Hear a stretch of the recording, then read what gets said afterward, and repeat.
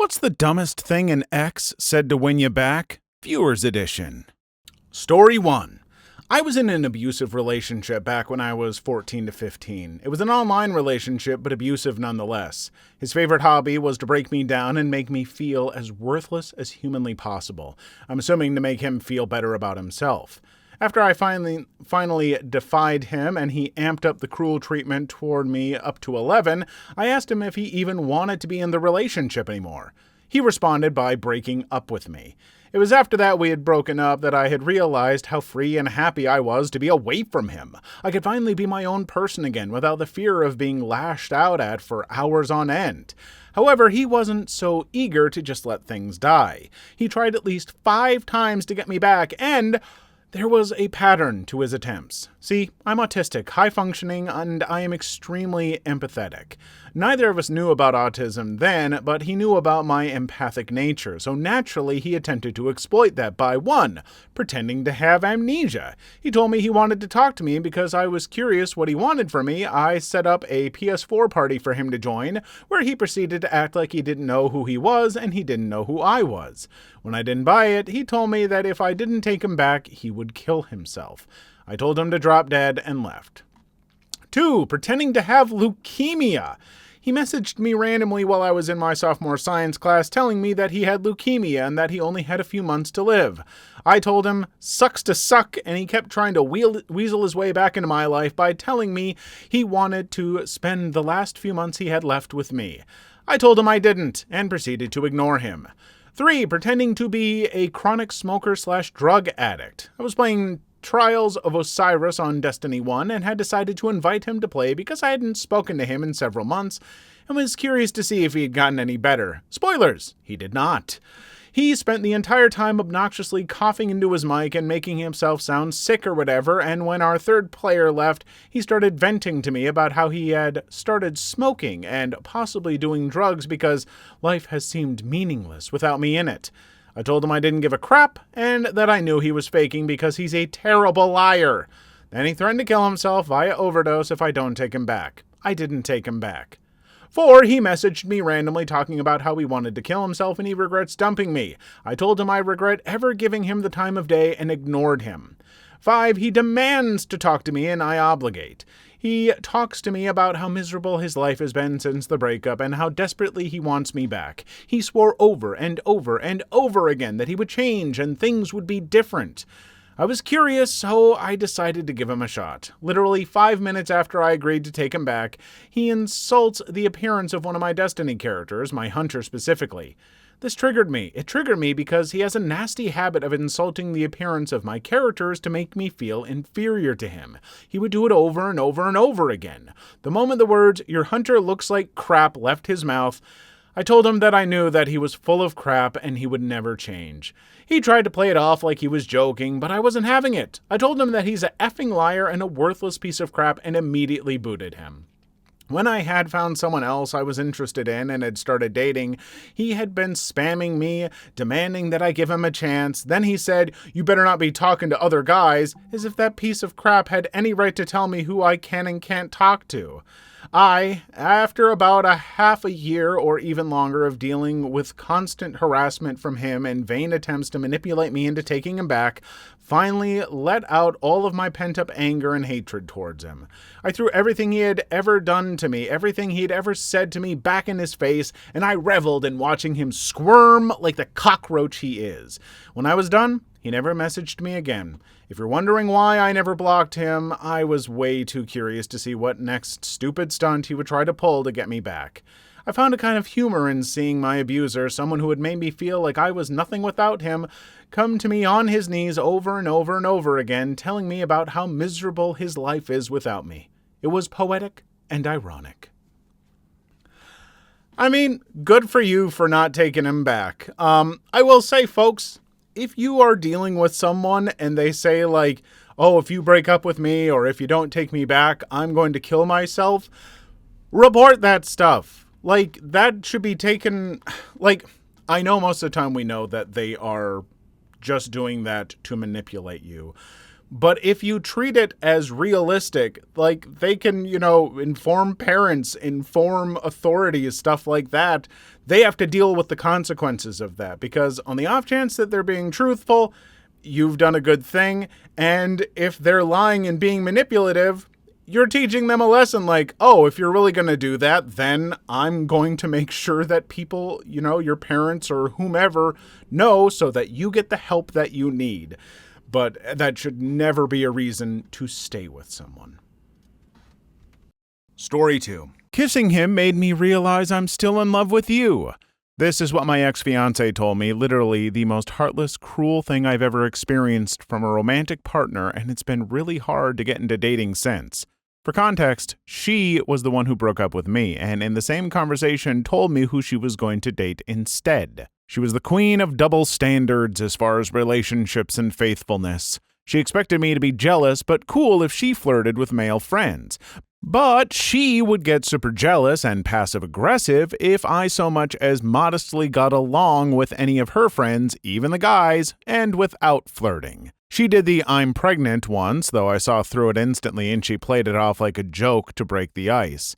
But with the benefit of hindsight, I think it was more so she realized the plot didn't work. This was before I learned how important managing my own self-esteem was, and in particular that she was the type of person who, if locked in a room for one day with a copy of themselves, would be more likely to murder self-terminate than just tolerate or work together to escape or whatever. I'm completely the opposite. If a magic clone with all my memories, experiences, and personalities existed, why wouldn't I get along with that person?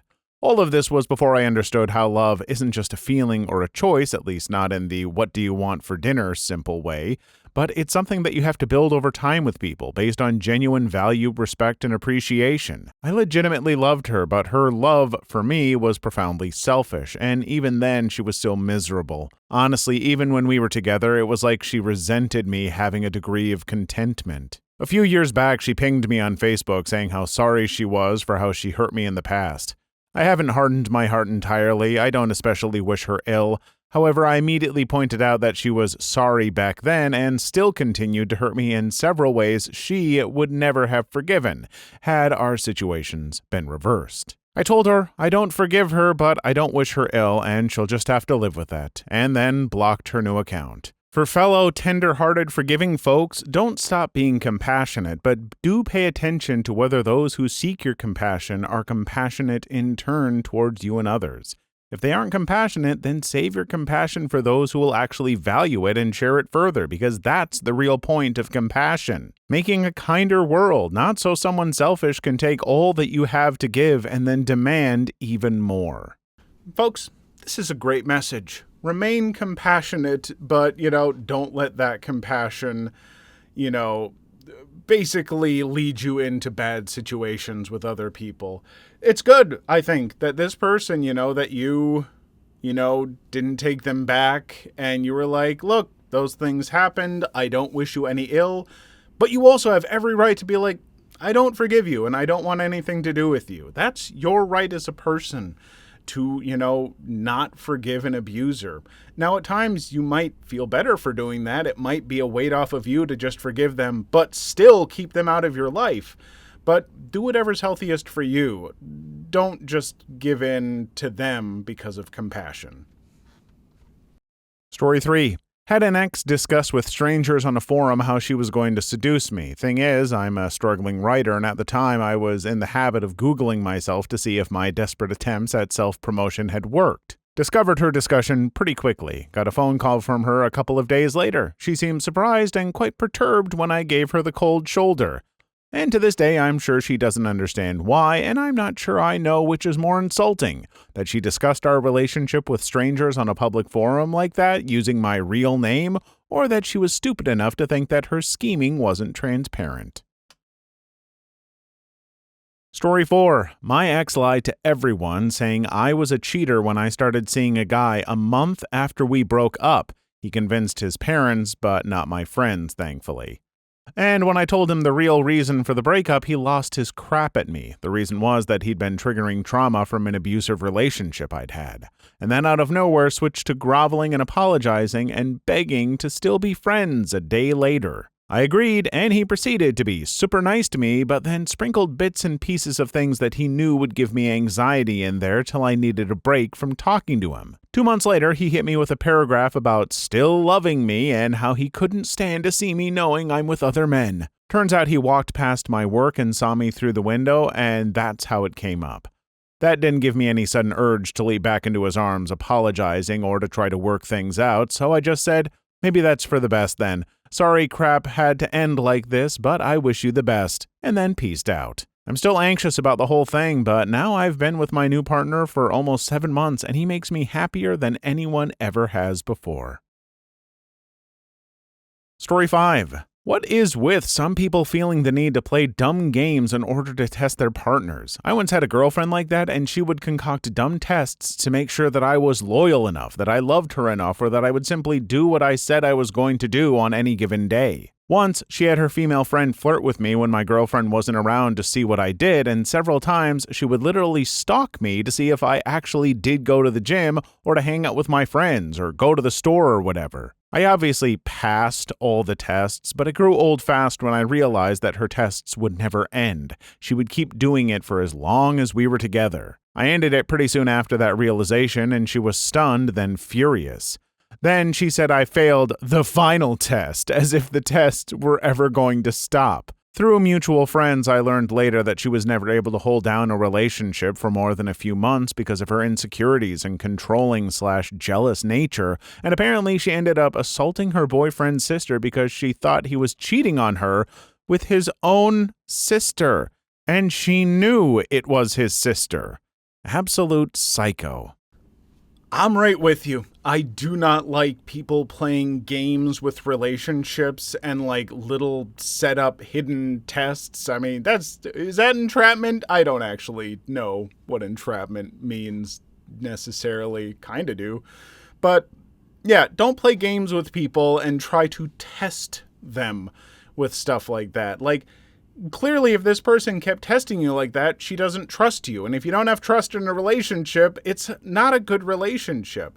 I think she probably has issues that she needs to work through. I wouldn't necessarily call her a psycho. Maybe just someone who had developed these extreme trust issues because of, family life, something that her parents went through or she went through. So I hope she gets help.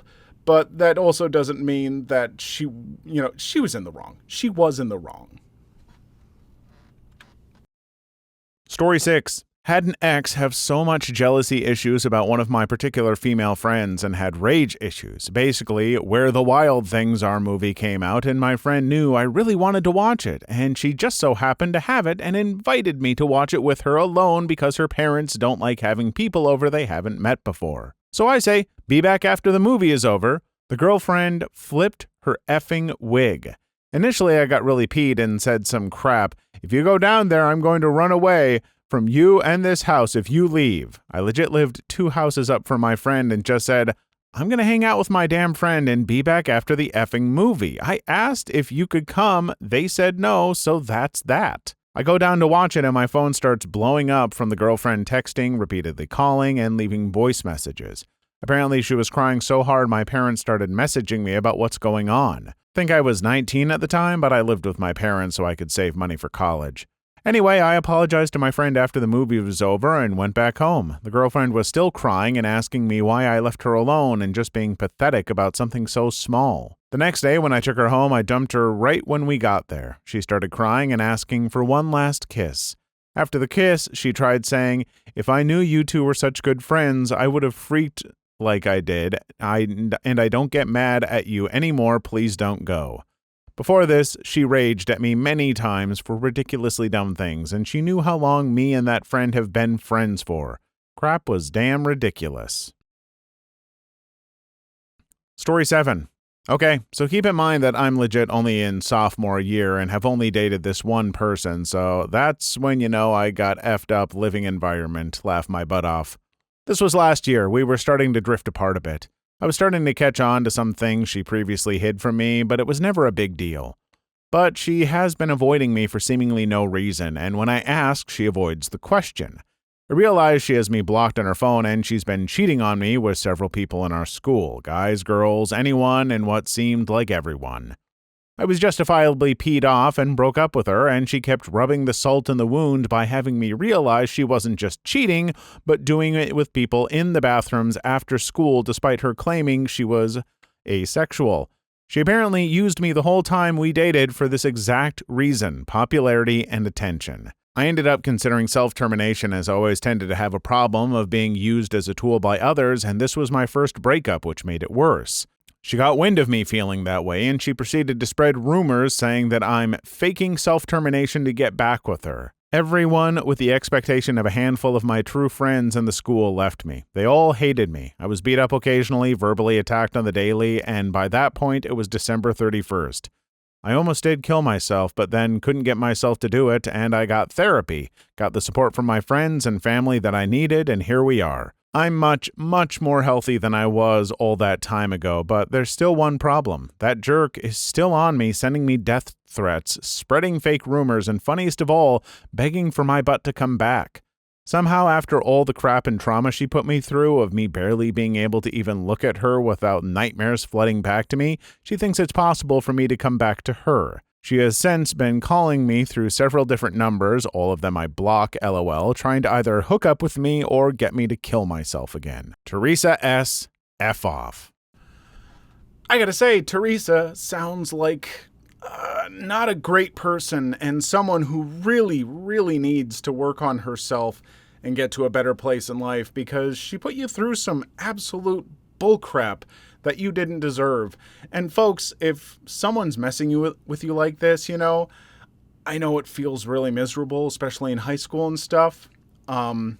This person said that they did actually almost attempt to take their own life, and I'm glad that did not succeed. I'm glad that you're here with us. And folks, if you're ever feeling that way, talk to someone that you trust. No relationship is ever worth that. And trust me, as heartbreaking and miserable as some of those bad relationships feel, when you find the right one and a good one, it's so far in the opposite direction for feeling good that you can't comprehend it until you have it. So stick with things, talk with someone that you trust. You're awesome. Story 8. I messed up. I miss you. She dumped me the day after my aunt died, lied and said it was for her mental health and for mine. Lied to me the whole week about many things. She came back at the tail end of the same week, said that banger of a quote, and dumped me a second time hours later because I showed that I obviously had very little trust left for her since she lied so much. She then told all her friends that I said she should be aborted. I never said that, but she did. She then lied and said I cheated on her with all of her friends, with a girl who left me after stealing $3,000 in assets from me to be with a jobless, homeless twig man from upstate New York who was abusive and a drug addict with someone else's child. And her friends believed her despite me having evidence showing she was lying and that she has no evidence backing her claims at all. Story 9. My ex broke up with me just because I was moving out of the city, about 30-minute drive to my new home, by the way. I still live where I lived. It's been like 2 months now, and she asked me why I was in her city. I answered, I didn't move out yet, and she tried so hard by saying, I still love you. I broke up because I'm too young for a relationship / a long-distance relationship. I replied, well, I also broke up with you because you treated me like crap. Just let it dive deep into your mind that it's the end for us. She sent me a video of her crying. It was so obviously faked that it was hilarious. Anyway, she's now texting me stuff like the middle finger and some other crap like this. Story 10. Crazy thing is that she said a lot of stupid things to get me to do stuff, but not to try and win me back. That's when she cut most of her BS and started being sincere. Although having said that, I still saw her on an irregular basis for the next 2 years, and her next relationship ended possibly due to the same two-faced BS harassment that she accused both me and him of behind our backs and trying to get people to ghost us, which resulted in her getting ghosted instead by them. And during one brief period where we all got along, tried to convince they were lying. Yeah, your ex would totally believe you wouldn't do that. FYI, B, you're not being harassed if you're calling them every minute from overpriced payphones or texting them 50+ times a day. Side note, I came to realize somewhere down the line that I'm gay, so it wouldn't have worked out in the end anyway.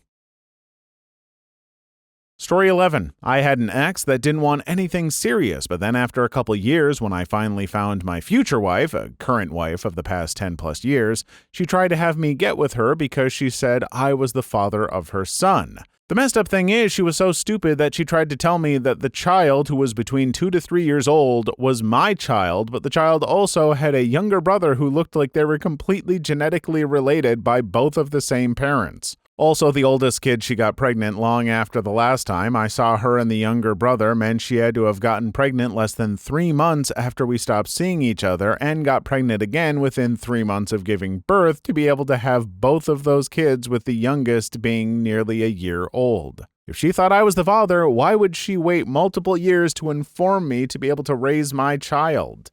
I only went to see the kids to see if there was any chance of it being true, and I also snagged hair follicles from both boys when I went to the bathroom and they had separate combs that they used with their names. Tested the DNA to find out they are both 100% biologically related, so it isn't possible for me to be the father of one or both due to their DNA. I truly didn't want to be with her, but I was ready to take responsibility for my actions. But thankfully, I was able to cover my butt because that woman is a psychotic gold digger. You know, in this day and age with how easily accessible DNA testing and all that stuff is, I will never get people who try and trick others by being like, "This is your child." It's like, all right, let's take a test then. Let's figure this out and be sure. It's just that's a weird gambit to pull, especially if you know it's not true. What's the end game there? Story 12. I broke up with an ex for several reasons. I found out she wasn't actually divorced. She had a good reason for staying married, to take custody of her sister's kid if their abusive mother tried to take the kid, but it was still a lie. Also, she would let a friend expose her to cigarette smoke when she knew she was highly allergic, and she'd almost land in the hospital after we'd gone to dinner with him. This was back when there were smoking sections in restaurants. I cared about her and hated this guy, and she'd defend him. He's addicted, he can't stop, it's not his fault. So after I broke it off, she insisted on getting back together to talk. We met. She pulls out a yellow legal pad with several pages of all the things wrong that she was willing to overlook, including penis too small. From what I've seen in locker rooms, etc., I know I'm not hung like a horse. I'm average. I just sat there and listened out of kindness. Her childhood was a living hell, but she wasn't my problem and I wasn't going to fix her. I let her finish and said goodbye. Story 13. So, my story. My ex decided to approach one friend and ask her out. She turned him down. He then approached a second friend / my roommate a week later and asked her out. She turned him down. Now, you'd think that the stereotypical thing for girls is to gossip about guys and such to their girlfriends. So we already knew about his first attempt at the first friend. A week after my roommate turned him down, she called me into her bedroom and told me that he just asked her how he can get back together with me. Even if friend one hadn't told me what was going on, my roommate I've known since freshman year in high school, and when this was happening, it was around 2019, we graduated in 2011, so she certainly told me what was happening. It's like, dude, if you're wanting to get back together with me, maybe don't ask out our entire female friend group every week leading up to it. Not that I planned to ever get back with him, as I knew he wasn't what I wanted or needed in a relationship, and I knew that I wasn't what he would want in a relationship. He was just upset he was nearing his 30s and was alone. Please leave your story in the comments. I would love to make a video on them in the future. Also, don't forget to like and subscribe.